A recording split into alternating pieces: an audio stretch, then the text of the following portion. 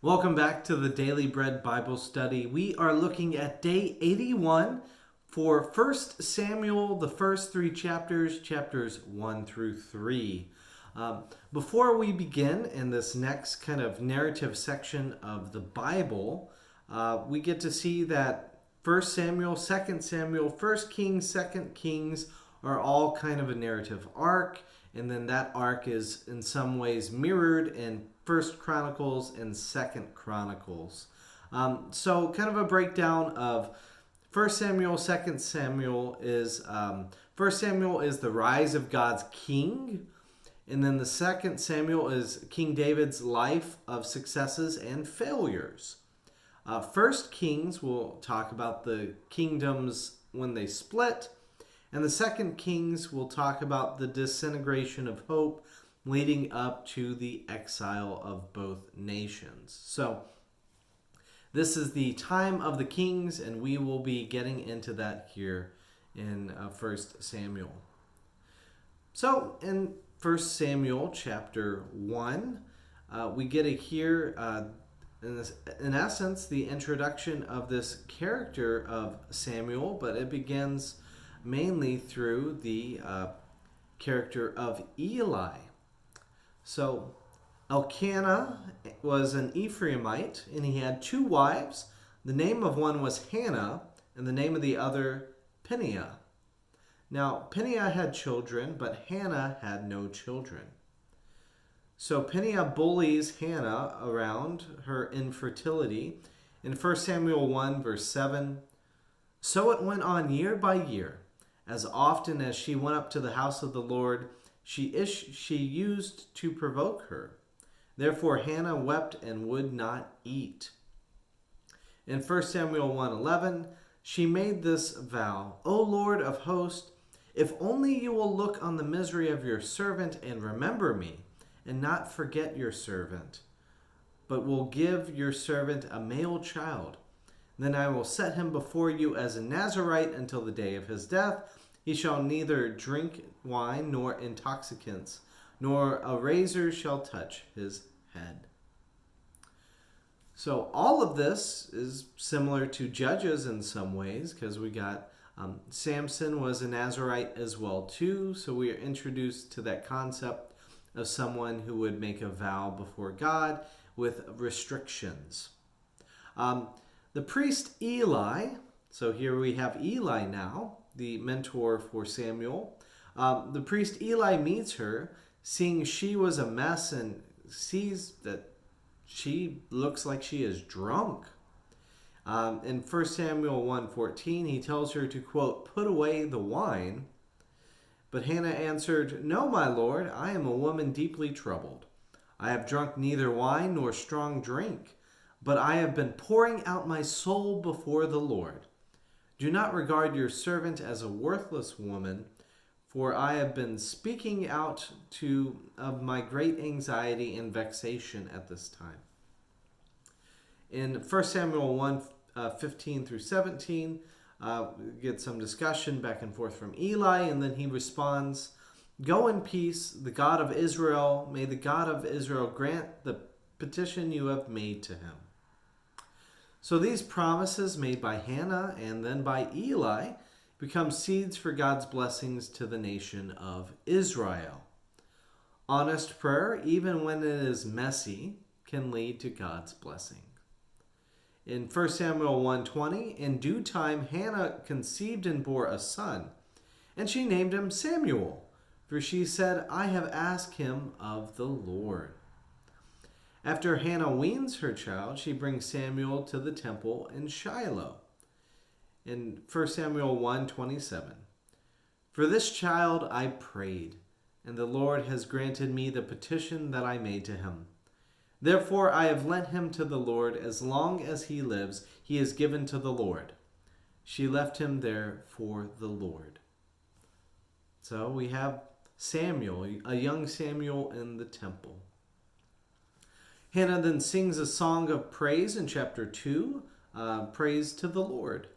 This song is similar to the other songs with reversals of fortune, claiming blessings get dispensed as God chooses, In 1 Samuel 2, verse 7, the Lord makes poor and makes rich. He brings low and also exalts. And verse 10, the Lord will judge the ends of the earth. He will give strength to his king and exalt the power of his anointed. So the word anointed is always one that perks our ears. For coming up in the New Testament, anointed will be connected with the Messiah and the Christ. So lifts up his anointed. We will see that God has no problem choosing favorites in this section of the Bible. And we see in 1 Samuel chapter 2, verse 11, the boy remained to minister to the Lord in the presence of Eli the priest. Now the sons of Eli were scoundrels, and they had no regard for the Lord or for the duties of the priest of the people. Some of the issues around their sons include taking too much away from the offerings, eating the fat of the offerings themselves. In Leviticus 3:16, it reminds us all fat is the Lord's, so that is not for the priest to be eating. They have contempt for the Lord, and then lay with women who served at the entrance of the tent of meeting in 1 Samuel 2:22. So in essence, their sexuality becomes more important than their service to God. In 1 Samuel 2:25, they would not listen to the voice of their father, for it was the will of the Lord to kill them. Yet again, this is a theology where God picks and chooses some and uses people in different roles. God blesses reverent people and destroys sinful people here in 1 Samuel. God speaks to Eli about the sins of his family in chapter 2, verse 30. I promise that your family and your family of your ancestor should go in and out before me forever. But now the Lord declares, far be it from me, for those who honor me I will honor, and those who despise me shall be treated with contempt. This sounds greatly like setting up the end of 1 Samuel, where David will be anointed as king and become king.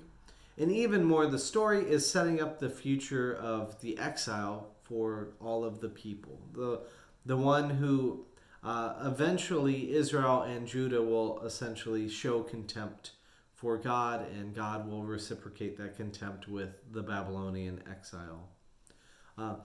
But even more, God seeks to punish all Israel for their irreverence using the future exile in the promised land, and they will forget God, suffer, and then cry for redemption. This foreshadowing also applies directly to this story, as Samuel will replace Eli's lineage. In 1 Samuel 2:35, I will raise up for myself a faithful priest, who shall do according to what is in my heart and in my mind. I will build him a sure house, and he shall go in and out before my anointed one forever. In 1 Samuel chapter 3, we have the call of Samuel. Since God is choosing Samuel over Eli, we have to have the replacement story, and that's here in 3.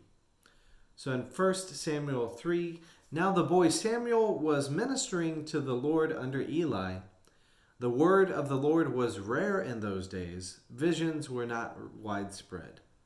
And at that time, Eli, whose eyesight had begun to grow dim, especially, symbolically, so that he could not see, he was lying down in his room. And the lamp of God was not yet gone out, and Samuel was lying down in the temple of the Lord, where the ark of God was. Then the Lord called, Samuel, Samuel, and he said, Here I am. Samuel ran to Eli and said, Here I am, for you called me. But he said, I did not call you. Lie down again. So he went and lay down, and the Lord called again. This sort of back and forth calling happens 3 times. And then in verse 8, then Eli perceived that the Lord was calling the boy. Therefore Eli said to Samuel, Go lie down. If he calls you, you shall say, Speak, Lord, for your servant is listening.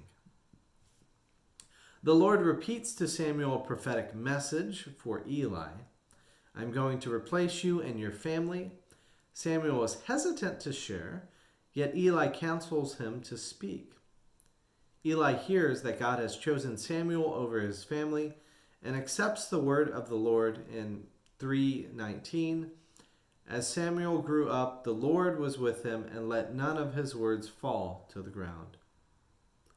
So one possible view of this theology is making God choice, or making with God's choices leads to God's blessings, and knowing what God says versus doing what God requires. It's easy to really talk the talk here, and it's harder to walk the walk of following in God's ways. Thus, the idea is really if you make good choices, you will be blessed by God. But if you reject God, what happens if you make wrong choices? Well, you'll be rejected in this theology. There's another possible theology here, especially for us as Lutheran Christians. We believe God acts in spite of us, that in a lot of ways human sin is never really eliminated. It is just kind of addressed by God. We, as Lutherans, confessed we are saved by grace through faith, apart from works required by the law, in the words of the Apostle, in the words of the Apostle Paul. So this all depends upon Christ's worthiness instead of our own worthiness, our own merits. And we cling to Christ in everything, including God's favor. It is God and Christ who accept us. They're the ones who choose and come to us. So we are people, in a lot of ways, no better than Eli or the later versions of Samuel.